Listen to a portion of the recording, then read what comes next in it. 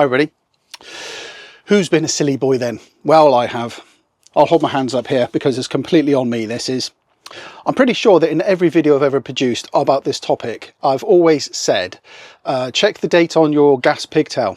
Check the date, and if it's more than 5 years old, consider changing it. And we've had one changed. I think it was changed in the Ridgeway. It was just on its last year and it was changed over. Obviously they perish. They do break down over time. They're only rubber. And I've mentioned that about the gas pigtail on numerous videos, either on this channel or other channels. I've never mentioned the barbecue gas pipe, which is fundamentally the same type of gas pipe, this stuff. And I just checked out of pure curiosity what the date was on our gas barbecue pipe. And I was absolutely horrified to see it had a date of 2014. That's right, at the point of recording this video today, this pipe is 11 years old. Now, when you think about it, this pipe will suffer far more damage, far more abuse than the one which is safely tucked away in the gas locker. I mean, it gets coiled up, it gets uncoiled, it gets rolled up, it gets re-rolled, it's plugged in, it's stepped on, it suffers UV damage. It just gets a little bit more abuse than the one which is safely tucked away in the gas locker. So if nothing else, then this video should serve as a reminder for you to go and look at the date on your gas barbecue pipe. Because if, like me, and you have just done it and forgotten about it, it may be close to getting replaced. And let's face it, for under a tenner for buying new hose pipe, it's pretty inexcusable, and it's completely my fault why I haven't done this. Anyway, the rest of this video is going to be about making off the new gas pipe and talking about the fittings and how to fit them onto the gas pipe, because it can be a bit stubborn, let's be honest about this. So let's crack off and let's talk about the various fittings which I've just recovered off of the old pipe, and let's talk about what they are and how they work. Each end is slightly different. This end fits into the gas outlet on the side of the Caravan, and this end is the quick release that snugly fits to the cadac. These plugs fit really tightly into the hose, and they're supposed to be tight, and just pushing them on is really hard on the smaller one and almost impossible on the bigger quick release fitting. So I'll share two techniques on fitting these plugs and also discuss the pros and cons of each method. But before we start fiddling with that, let's prepare the hose.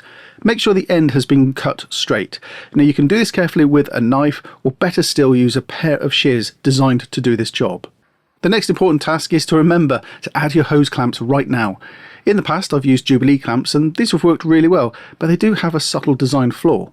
They apply pressure to the hose in an irregular pattern, but they are quite safe to use. However, these clips are particularly cheap versions, and when they're tightened too much, they simply strip the thread and they won't tighten up anymore. So just because I have them, I'm going to try these constant tension clips. Now, these are a single-use item and they're applied to the hose using this tool. I purchased this kit when I remade the fuel lines in Angela's car, and they're really good. So I thought I'd use them here and see how they perform. Okay, so let's crack on with the first method. Both methods use the same theory, a warmed pipe, to make it pliable and allow us to insert each plug. This method is using the gas hob. This process is to warm but not melt the pipe. Ideally, we want the outside and the inside of the pipe to be nice and warm, so when we add the plug, it goes straight in. I've stood over the hob now for about 3 minutes, and I'm testing it with my fingers to gauge how hot it is, and I'm making sure I haven't singed or burnt the end. So now it's time to add the fitting, and for the purposes of this video, I'll add the pipe straight down. In real life, I'd hold the plug in one hand and the pipe in the other. So there we go, the plug went straight on with no issues. So let's do the same with the quick release end. Now, this plug is a lot wider, so I think we're going to struggle with this one. Again, heating the end for a good few minutes, the hose is really hot and toasty, so let's add the fitting. Now, I've tried this twice, and this is as far as I could get it. The method, it just doesn't work for me, even after applying a lot of pressure. So the pros and cons of just using heat. Well, on the pro side, it works well on smaller fittings. It does not add any fluid or lubricant to the pipe, and it's quick to heat up and fit the fixings. On the cons list, well, it's difficult to heat the insides as much as the outsides, it cannot be used for wide fittings, and there's a high risk of melting the pipe and deforming it. So let's crack on with the second method. So for this method, I'm using boiling water on the hob and resting the hose in the water. I've coiled up and taped the remains of the hose to stop it flopping about, and the hose is facing downwards into the water. I don't want to, as much as possible, get any liquid to enter the pipe. I know that steam and condensation will travel up through the pipework, but I want to limit that as much as possible. The only thing I want inside this pipe is air and then eventually gas. Okay, so after 5 minutes of boiling the pipe in very hot water, let's add this end on. So making sure the clamps are on the pipe work before I do this, I'm doing this fitting across my chest where I can apply more pressure and have more control. Now sadly, I didn't film this because I was in a bit of a rush to get the end on before the pipe cooled down, but this is the process I used. I'm holding the plug in one hand and I'm going across my chest with the pipe in the other hand, and I'm squishing the two together. Yes, it's quite painful on the palm of your hands before you ask. Now it's tight, yeah, really tight, but with constant pressure, a few swear words, some grunting, and generally some very odd sounds coming out of my mouth, the end slowly makes its way onto the pipe. So after replenishing the swear jar, I'm going to let the ends cool down and then apply the clamps. But before I do that, let's discuss the pros and cons. Well, the pros really are as it heats the inside and the outside of the pipe evenly.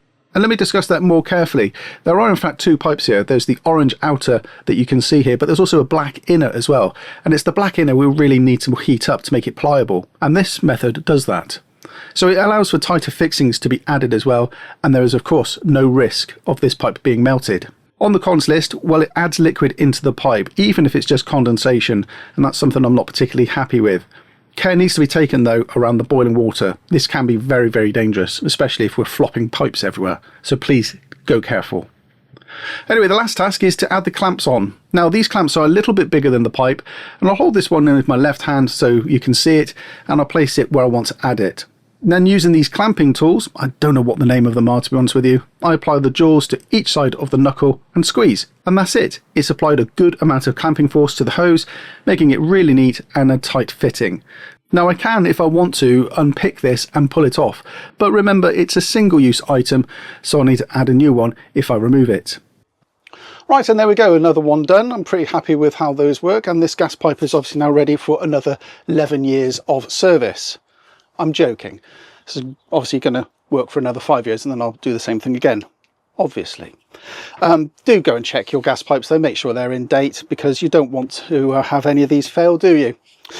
So out of these two methods, which one would I prefer? Well, because the first one worked for one plug, didn't work for the other, I can't really recommend that one. The hot water one is the method that I would recommend.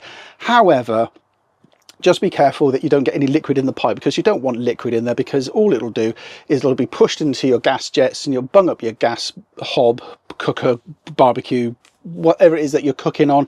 It'll bung it up and it will just, oh, it'll be problematic. So if you do it, make the pipe off and then try and leave it to dry out if you can, just to remove that condensation. I mean, the pipe is open to the elements anyway, so it should be okay, but it's not the one I would have recommended to start with. But by the fact that you can't do it, well, you can only recommend one pipe, can't you? Oh, one method, I should say. So I've put a link to these fittings down below, and I do recommend that quick release fitting, by the way. I remember our first Cadillac never had a quick release, and it was an absolute bun fight every time I made the barbecue up. And the quick release just took all of the pressure out of that. But yes, I do recommend a quick release. Occasionally, just make sure it's nice and tight on the bottom of the Cadillac or whatever it is that you're cooking on, because they can wiggle free sometimes. So I've put a link to those down below. I've put a link to the clamping kit as well, which I used. I use that very effectively on a couple of things now. I've used it to clamp a hose pipe at home. Obviously, I mentioned the high pressure fuel rail in Angela's car. I fixed that with it, and they're really good. You know, they're quite good. They come in lots of various sizes and they're not expensive. So, you know, give them a go. What else have I put a link to down below? Nothing else. The pipe, by the way, I bought 2 meters and it was under £7, I think it was, when I bought it. I can't actually remember the price.